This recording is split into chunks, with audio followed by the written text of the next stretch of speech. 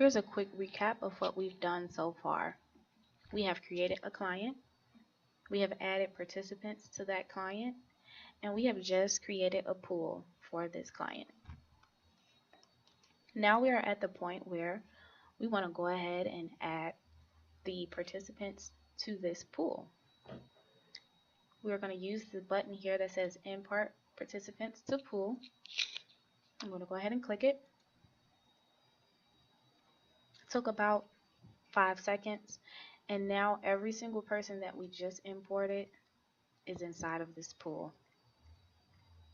And note that when it comes to the pool, it only shows the last 4 digits of a person's social security number.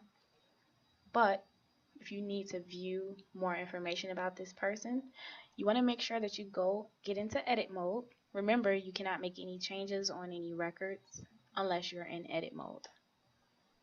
So I'm going to click edit here, scroll down to where my people are, and I want to edit some information about Alex. There is a pop out button here. This is a link back to his participant record. And from here, if there's anything I want to change about Alex, I can make that change. Save it, and it brings me right back to the pool. So as you can see, all of the people are selectable as of yet. When they're added to the pool, they will be automatically selectable, just to make sure that they come up in the batches so that they can be checked and then determine whether they're actually selectable or not. So I'm going to go ahead and save this again. So now we have participants inside of our pool, and we are ready to create a batch. To create a batch for this pool, I have to leave out of the RDT screen module. I'm going to click on the home button so that I can get back to the dashboard. So I just left out of the RDT screen module because now I need to go into the RDT screen generator so that I can generate a batch. So I'm going to click on it here. The default view is a dashboard, and this dashboard will have different statistics and analytical data about your system. So in order to create a batch, you want to go to the scheduler. And because we are creating a one-off, that is the reason why we are going to the scheduler. Batches that are supposed to run every week on that random schedule will still run on their own. You will not have to run them manually. So because we're creating a one-off, I'm going to click on batch generator for one pool. Make sure you get into edit mode. Remember, you cannot make any changes unless you are in edit mode. And in here, pool name, I'm going to choose the client that I'm creating it for, which is 153 IBEW. So here's a few key things to pay attention to. You want to make sure that your scheduler is active or it will not run. You also want to make sure that you choose someone to actually generate a batch for, or it will not run. You'll notice that there is some information down here at the bottom, but for the purposes of this demo, they're not relevant to what we are accomplishing today. We're just creating a one-off batch, and this is not going to be on a schedule. And also notice that the user field gets populated just to say who is the user creating this batch at this time. So I'm going to go ahead and save the changes that I just made, which was adding 153 IBEW to pool name so that I can generate a batch for them. So next, I'm going to click run. The process of creating a batch can take several minutes, but in this case, it took about 2 seconds for us.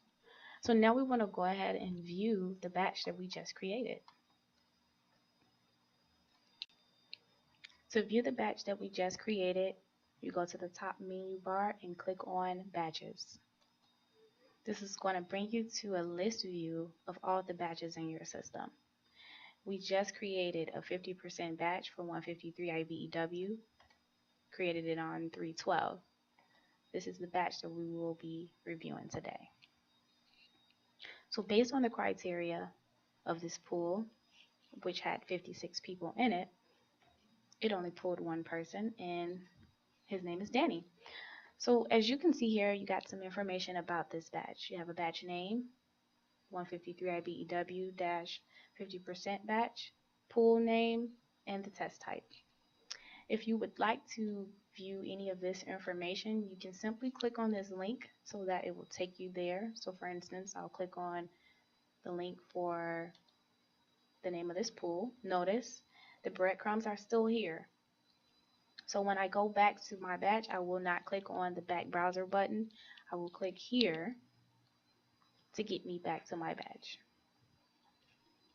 If I wanted to view anything about this test type, there's also a link to it as well.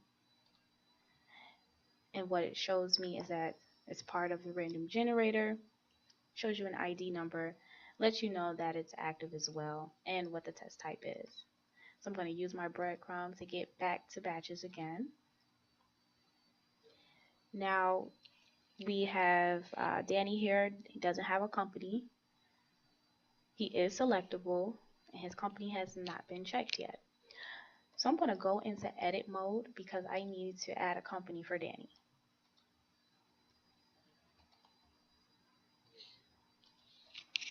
And for the purposes of this demo, I am choosing A&E Services as his company. And I'm going to also check company check just to say that I made my rounds, did my due diligence, and Danny is ready to be sent to the queue. So I'm going to save this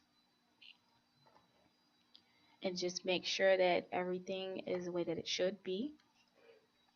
And the next step, I'm going to send this to the queue.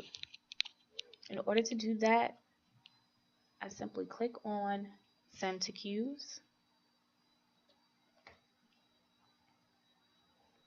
And in order to make sure that my queue was created, I'm going to go back to the top menu and click on Queues. So right now, we have this set up on a company default view. If I take this filter off, it switches and shows me a view groups by client. And in the next video, we'll go into more detail about this new queue record that I created.